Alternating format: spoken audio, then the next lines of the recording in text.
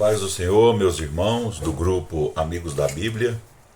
Hoje é o dia 29 do nosso desafio de leitura do Novo Testamento em 90 dias.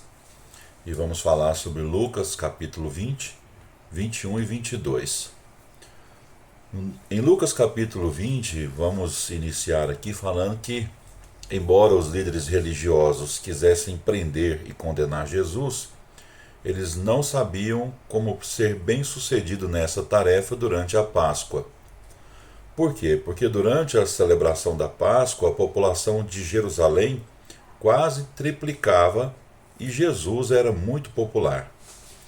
Judas resolveu o problema deles. No entanto, nesse meio tempo, vários grupos religiosos e políticos de Jerusalém tentaram conseguir evidências contra Jesus. Esse capítulo, o capítulo 20 de Lucas, relata como Jesus lidou com esses líderes religiosos hipócritas. Do versículo 1 até o 18, ele defendeu a sua autoridade. Os primeiros a atacar foram os principais sacerdotes, os escribas e os anciãos, e eles usaram a purificação do templo como arma.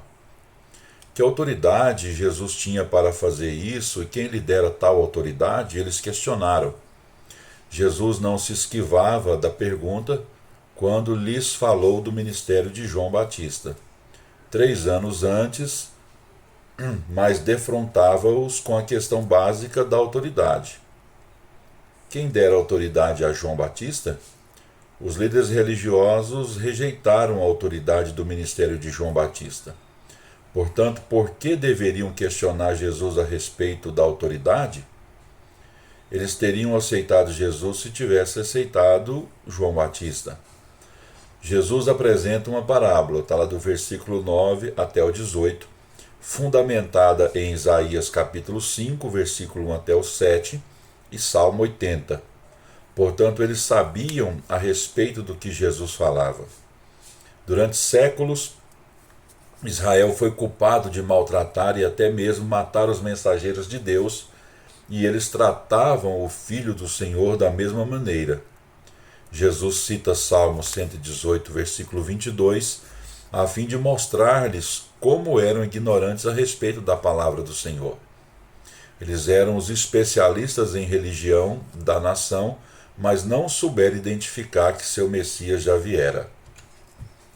Do versículo 19 até o 26 de Lucas 20, aqui a gente tem a situação onde Jesus destrói a estratégia deles. Naqueles dias, uma das questões mais explosivas era se os judeus deviam ou não pagar o imposto determinado pelos romanos. Se Jesus respondesse que não, teria problema com os romanos. Se dissesse que sim, teria problema com os judeus. Era a armadilha perfeita. No entanto, Jesus não lidou com o assunto sob o aspecto político. Ele o tratou como uma questão espiritual. Da mesma forma que a moeda tem estampada a figura de César, os homens têm a imagem de Deus impressa neles e, por isso, têm responsabilidade em relação a ele. No entanto, a partir do momento em que Deus instituiu o governo, eles também têm responsabilidade com César, que é o governo humano. A resposta do nosso Senhor calou seus inimigos.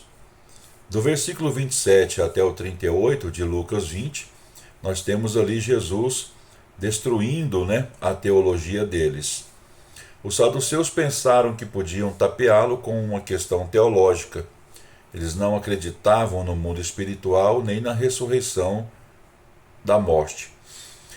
Assim, propuseram uma questão hipotética fundamentada na lei judaica a respeito do casamento do levirato, onde uma pessoa casasse, não deixasse descendente, o seu irmão tinha que assumir a cunhada. Essa lei está lá em Deuteronômio, capítulo 25, a partir ali do versículo 5. Se uma mulher casa 7 vezes, qual deles será seu marido após a ressurreição? Essa era a pergunta deles para tentar trazer alguma dificuldade para Jesus. Jesus acabou com o argumento deles ao dizer que não há necessidade de casamento na próxima vida, pois na próxima vida não há morte. No versículo 36, a afirmação iguais aos anjos não significa que os crentes serão transformados em anjos. Seremos iguais aos anjos apenas no sentido de que não haverá necessidade de casamento e procriação num ambiente onde não há morte. Todavia, Jesus aprofundou o argumento e mostrou-lhes a tolice deles em negar os espíritos e a ressurreição do corpo humano. Ele se refere a Êxodo capítulo 3, especificamente aos versículos 6 e 15 e 16, a fim de provar que os patriarcas estavam vivos quando Deus falou com Moisés. A doutrina da ressurreição do corpo está nas Escrituras do Antigo Testamento, embora não seja apresentada de forma clara. A gente pode ver isso em Jó, capítulo 19, versículo 25 a 27, Salmo 16, versículo 9 e 10, e Salmos 17, versículo 15, e Daniel, capítulo 12, versículo 2. O ministério de Cristo traz luz total a essa doutrina. 2 Timóteo, capítulo 1, versículo 10, João, capítulo 11, versículo 25 e 26. Do versículo 39 até o 44 de Lucas 20, nós temos aqui Jesus declarando sua divindade. Chegaram o momento de Jesus fazer perguntas e para isso focou um salmo messiânico, o Salmo 110. Os escribas ensinavam que o Messias era filho de Davi, título que com frequência era atribuído a Jesus. No entanto, em Salmo 110, verso 1, Davi chamou o Messias de seu Senhor. Aí surge uma pergunta: como o Messias pode ser o Senhor de Davi e o filho de Davi ao mesmo tempo? Claro que a resposta está na encarnação. O Messias é o Senhor de Davi porque ele é Deus. Contudo, ele é filho de Davi porque se fez homem e nasceu na família de Davi. Jesus é a raiz e a geração de Davi. Está lá em Apocalipse, capítulo 22, versículo 16. Ele, como a raiz de Davi, trouxe Davi à existência. Todavia, como geração de Davi, Davi trouxe-o ao mundo. Do versículo 45 até o 47 de Lucas 20, nós temos ali Jesus denunciando a hipocrisia dos seus adversários. Jesus moveu-se da doutrina para a prática e expôs publicamente a hipocrisia dos líderes religiosos. Eles, com suas vestes talares, o desejo de saudações e de elogios e a busca por lugares de destaque, mostravam ser qualquer coisa menos servos. Eles usavam a religião para roubar os necessitados e guardavam o dinheiro para si mesmos. Deus procura servos, não celebridades, porque Deus vê o coração. Ora, Lucas 21. Nosso Senhor não apenas ensinava e curava no templo, mas também observava os adoradores. Ele vê o que damos e por que o fazemos e sabe quem dá o seu melhor para Deus. Ele se interessa na proporção, não no valor, de quanto abrimos mão, não enquanto damos. Esse capítulo apresenta a versão de Lucas do discurso do Monte das Oliveiras, encontrado também em Mateus capítulo 24 e 25 e Marcos capítulo 13. Nós temos ali do versículo 8 até o 9 os encorajamentos. Lucas não inclui em seu relato todos os detalhes proféticos que se referem especificamente à nação de Israel, pois escrevia em especial para os gentios. Jesus disse que a igreja teria tempos difíceis pela frente, que os discípulos deviam prestar atenção à sua palavra e não se deixar desviar por impostores. Disse-lhes que não se deixasse amedrontar por calamidades nacionais, internacionais e naturais, e que não desistissem quando a perseguição se tornasse intensa. Os tempos de tribulação são também de testemunho e o Espírito lhes daria sabedoria e as palavras que precisariam. Eles podem se preparar para o que virá, pois conhecem os fatos.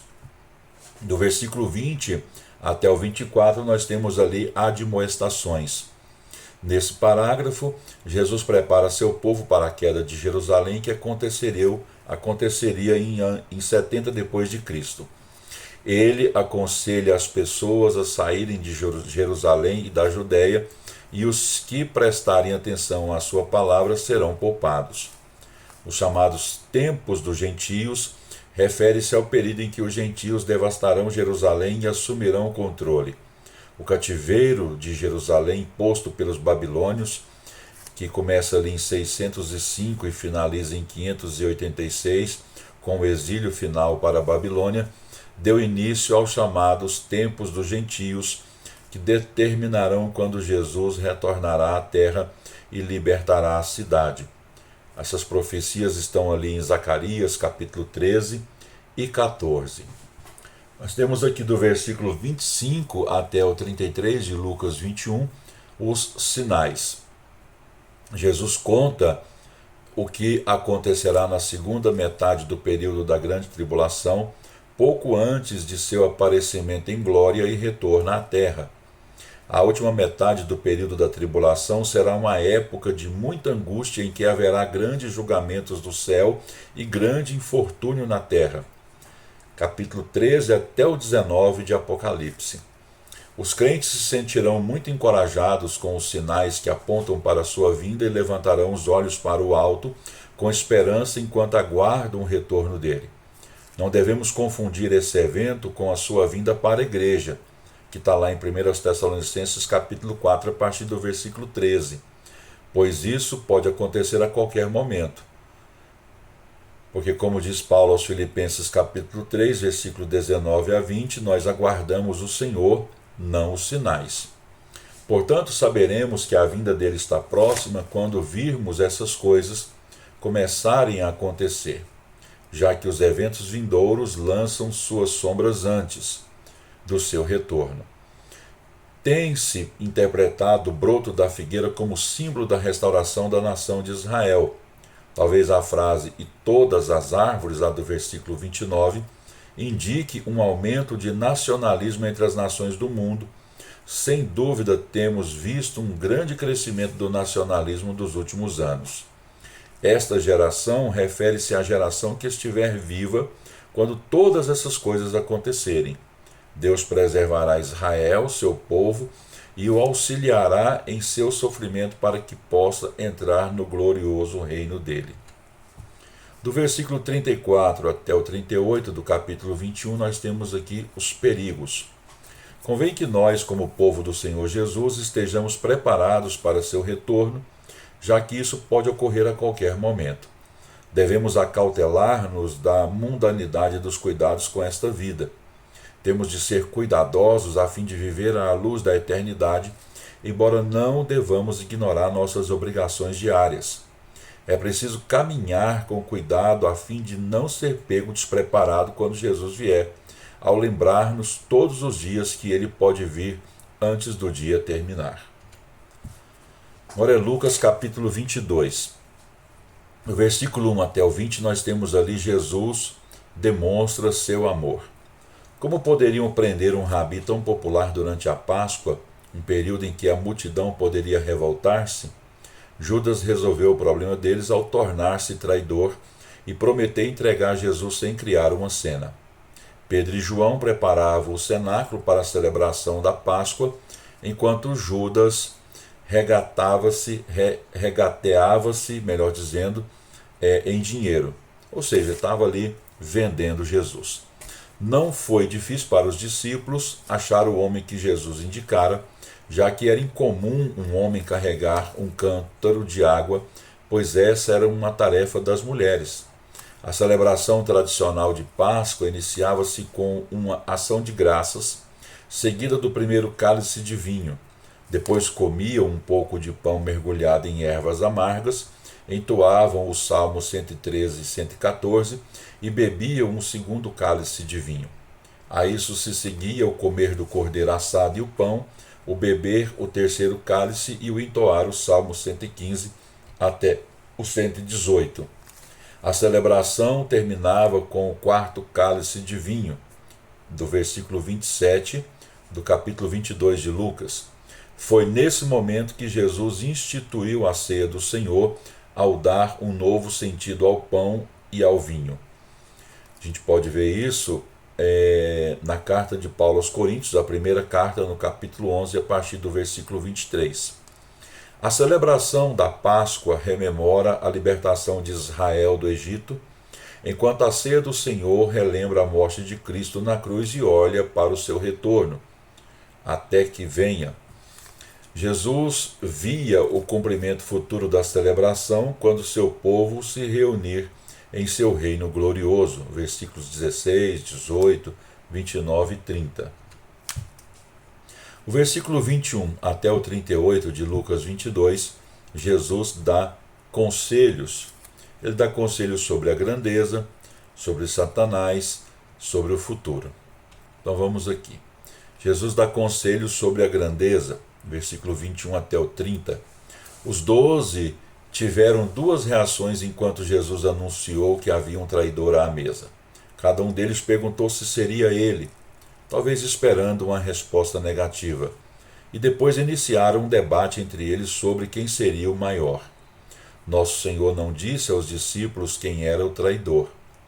Não devemos pensar que Judas foi forçado a trair Jesus, porque isso estava previsto nos Salmos 41, 9, 55, 12 a 14, 69 e 25, dentre outros.